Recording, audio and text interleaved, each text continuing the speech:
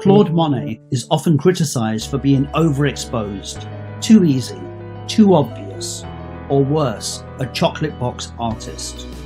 His last works, the enormous water lily canvases, are amongst the most popular artworks in the world. Yet there is nothing tame, traditionalist, or cosy about these last paintings. These are his most radical works of all. There would be no water lilies if Monet had obeyed the city council. The ambitious painter imported water lilies for his Giverny garden from Egypt and South America, which drew the ire of local authorities. The council demanded he uproot the plants before they poisoned the area's water, but, thankfully, Monet ignored them.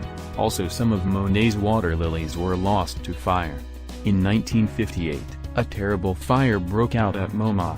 While many paintings were saved, including Georges-Pierre Seurat's Sunday on La Grande-Jatte 1884, 6 were damaged. 2 of these were recently acquired water lilies' work.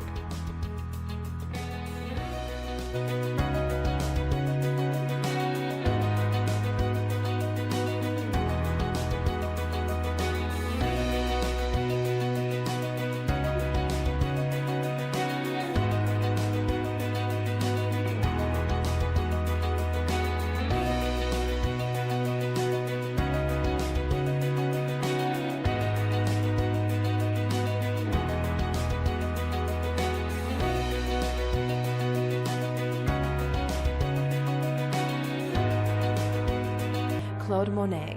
Born in Paris, France on November 14, 1840, Monet was a painter who is celebrated as being the founder of the French Impressionist movement. In a lifelong career, Monet is perhaps best known for his series of water lilies paintings that consumed more than 20 years of his professionally creative life.